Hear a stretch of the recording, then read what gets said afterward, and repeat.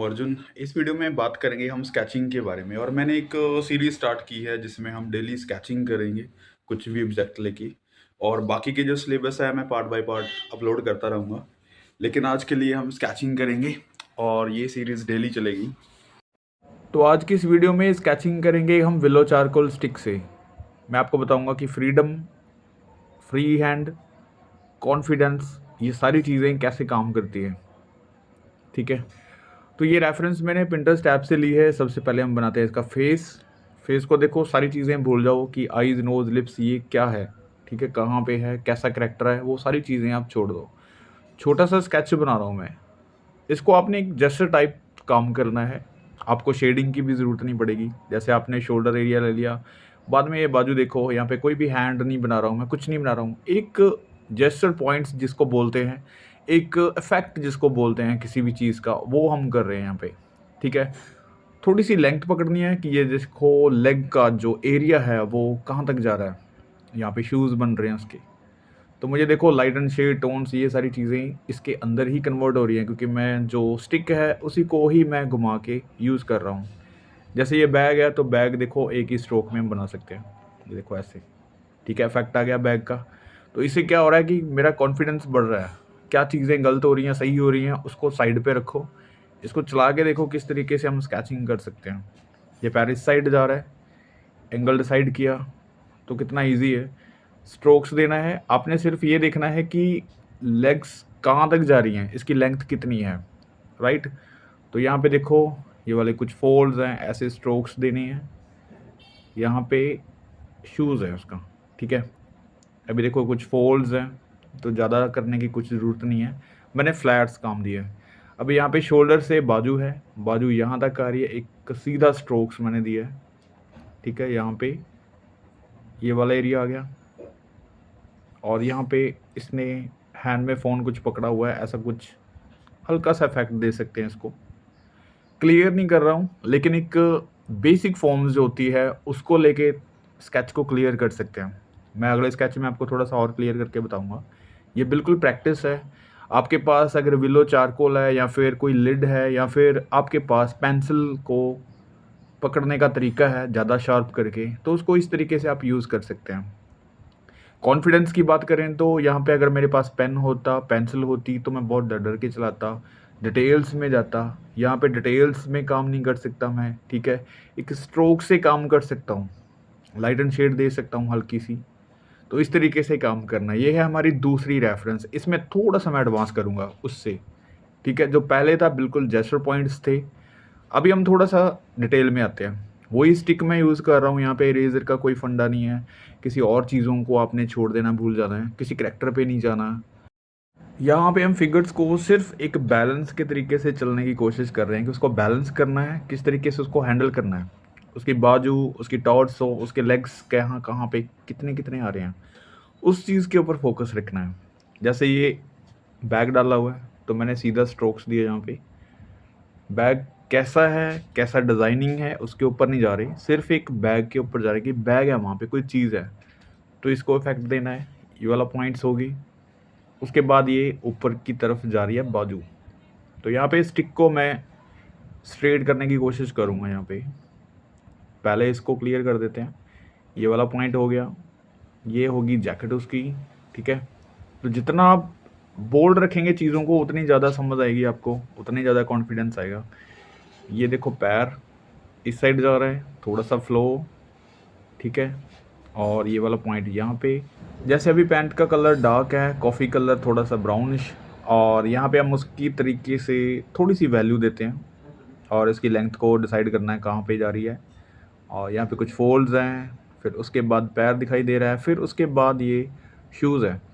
तो यहाँ पे मेन चीज़ क्या है, मैं किसी भी चीज़ की डिटेलिंग नहीं कर रहा हूँ, लेकिन उसका इफ़ेक्ट दे रहा हूँ, ठीक है। तो इसको इफ़ेक्ट देने को मतलब हम फ्रीडम बोल सकते हैं। कम काम करके एक अच्छी सी फ्री होके काम करना है। मतलब आपको कोई ग्रिड मेकिंग या फिर किसी चीज़ की ज़रूरत नहीं है, सीधा आपने फिगर को देखना है किस टाइप से है, किस तरीके से है, उसको हल्का सा स्टिक से इस तरीके से कवर करना है, राइट। तो यहाँ पे आपकी बहुत सारी चीज़ें सॉल्व हो जाती हैं। जैसे आपको बैलेंस करना नहीं आता, तो यहाँ पे सीधा-सीधा बैलेंस दिख रहा है कि दोनों पैरों पे कैसे कोई फ़िगर है, किस तरीके से है, ठीक है? तो स्ट्रोक से आपको पता चल जाता है चीज़ों का। अगर आप लाइन देते हैं, सिर्फ़ पेंसिल की लाइन देते हैं, तो बहुत सारी चीज़ों का ख़्याल रखना पड़ता है। लेकिन शैडो को समझना ज़रूरी है। समझ रहे हैं आप? जैसे मैं चल रहा हूँ, मेरी शैडो साथ-साथ चल रही है, तो उसमें कोई डिटेलिंग नहीं है, कोई डेप्थ नहीं है। शैडो बिल्कुल प्लेन है।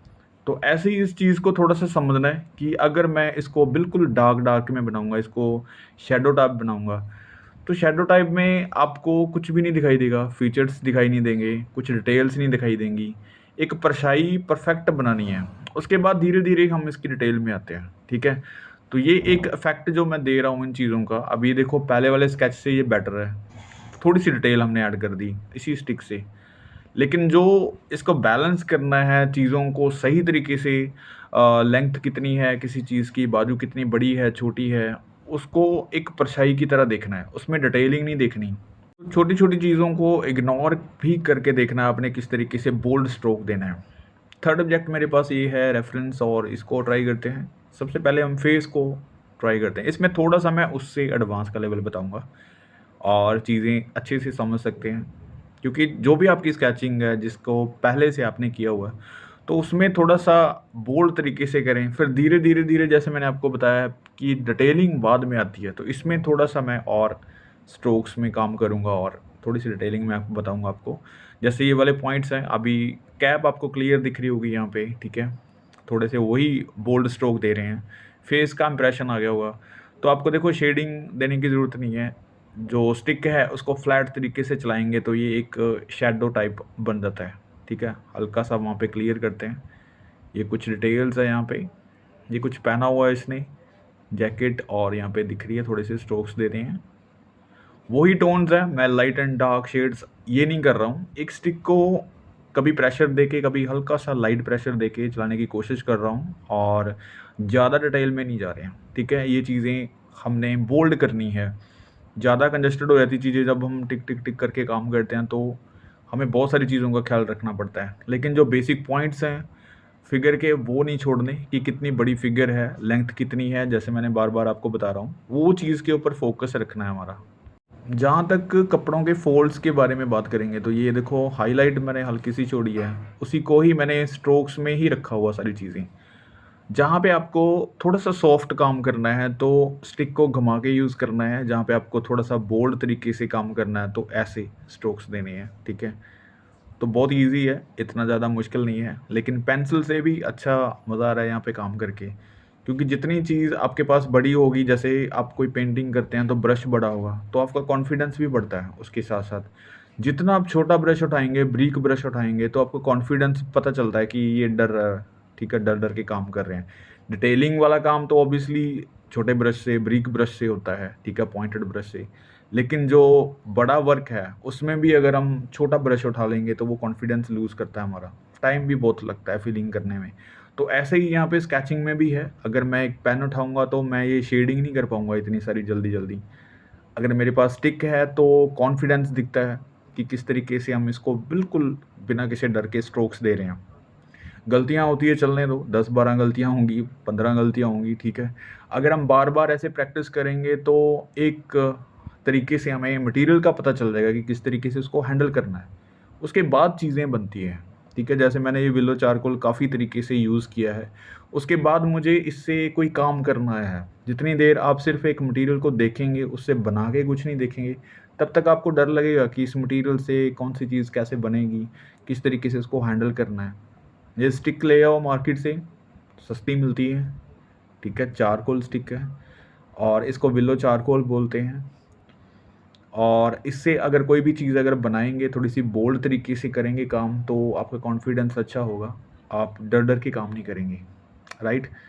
तो ये देखो अभी छोटा-सा स्केच मैंने बनाया इसी स्टिक से, तो यहाँ पे शेडिंग की भी ज़रूरत नहीं है ज़्यादा करने की। जैसे ये पैरों के ऊपर थोड़े से स्ट्रोक्स दिए मैंने, तो शेडिंग का पॉइंट्स लग रहा है कि हमने इसमें शेड की हुई है, राइट? लेकिन इसमें कुछ भी बारीकियाँ नहीं दिखाई हमने, हल्के-हल्के हैंड से उसी स्टिक को फ्लैट करके चलाया। तो आप कोशिश करो कि इस तरीके से काम करो, कुछ बोल्ड तरीके से काम करो।